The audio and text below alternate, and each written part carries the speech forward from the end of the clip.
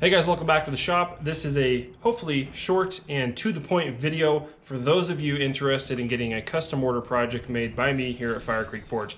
I've continued to have multiple requests for custom orders. I stopped taking custom orders over a year ago now, I believe, something like that, as I completed my backlog and worked on providing more ready to purchase product.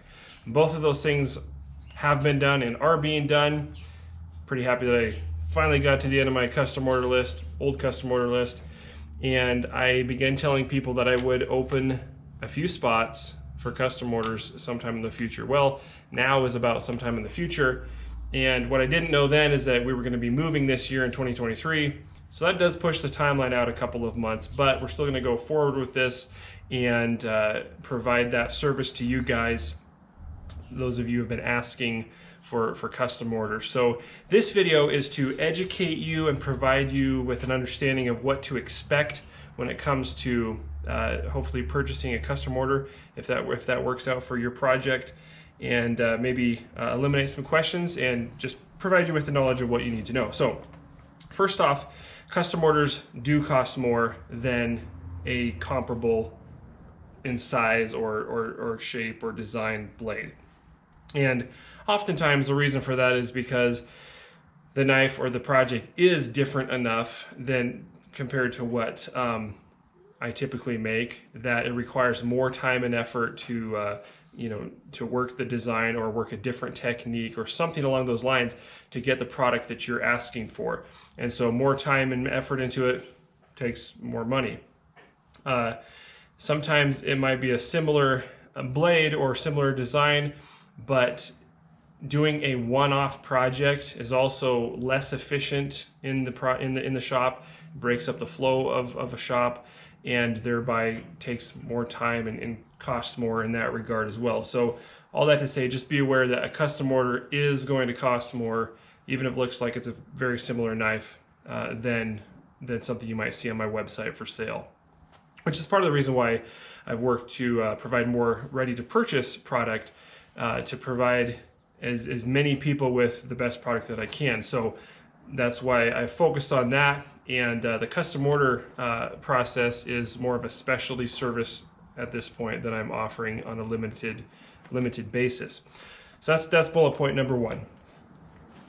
Number two, this is custom orders are for products that are, let me put it this way, custom orders are not for out of stock products. So for example, I'll use one of my very popular knives, the Classic Cup Art. If I don't have any of those in stock and I open the books for custom orders, I'm not going to take an order for a Classic Cup Art. Those types of product, whether it's the carving hatchets or any of the axes that I make, or the Classic Cup Art, the bushcraft knives, all these things that you've seen on a regular basis, or if you go to the website, you'll probably see them.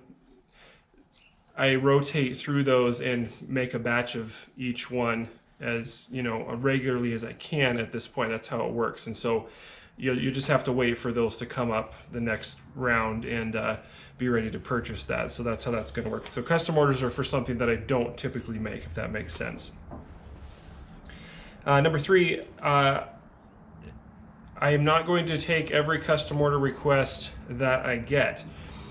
Specifically, if it's not something that I feel is a good fit for me or my shop or my wheelhouse of expertise, I'm probably going to pass on it.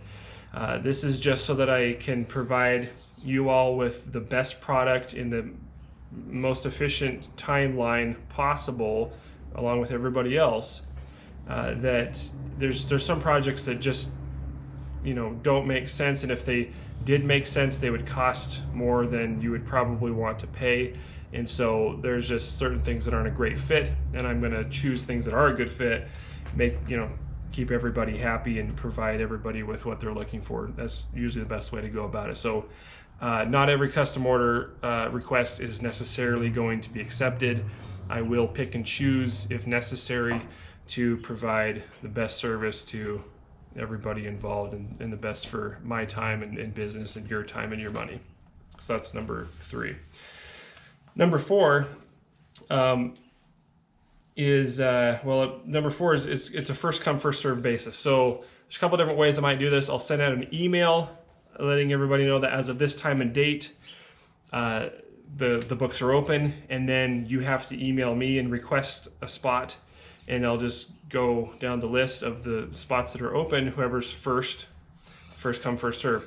Another way I might do it is have you guys just purchase a $5 custom order request spot, and that'll be a very simple way to do that. And once those spots are taken, filled up, that's it.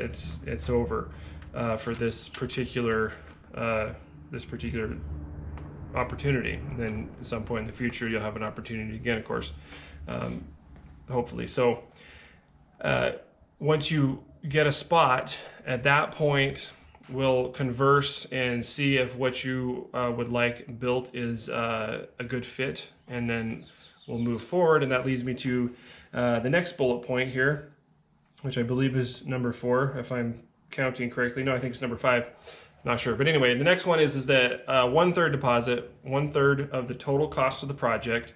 So I'll give you a quote, and if everything fits, then and your project fits what I'm trying to do and everything like that, then we'll move forward with the deposit. It's 1/3 of the total cost, and that's a non-refundable deposit. So that means if you place a deposit on a knife or a project, a month later you decide you don't want it, it's non-refundable.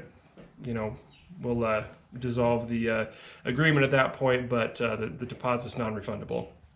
And then I'll just move to the next person who purchased a spot and build their product. So that's it. So and then the last thing here is when I open the books, it'll be 1 project per person. I've actually had more than 1 person request multiple items from me, but to keep everything fair, per time that I open the books, what the right word for that, but when I open the books, everybody gets one spot, 1 item per opportunity here. And then in the future, when we open the books again, you can do that again and get another item. But just to keep everything fair, so we don't have one person purchasing 2 or 3 spots and other people losing out on that. So I think that's the most fair way to go about that. So one last point I want to cover, I should have put this towards the front of the list, but I forgot about it until just now, and that is the types of steels that I will work with. So just like there's some parameters on the designs and different things about the project, there's also some parameters on the steels that I will work with. My number 1 go-to steel is 50-100 steel for reasons that are all over the channel here. If you've watched a number of my videos, you probably heard me talk about it. Other steels that I do use, depending on the project, are 80 CRV2, 15 and 20, and that's typically in conjunction with the 80 CRV2 or 50-100 for a pattern welded Damascus blade. Additionally, I will also work with 01 tool steel. It is a great steel. It's more expensive to purchase, and but some people do like that and want a blade made out of that. I will work with 01. I'll also work with 1095. There's different applications where that might be a good choice, and 5160. That's a great choice for big choppers and things like that, as is 80 CRV2. When it comes to stainless steel, I do work with 2 different stainless steels currently, have quite a bit in the past and will on request.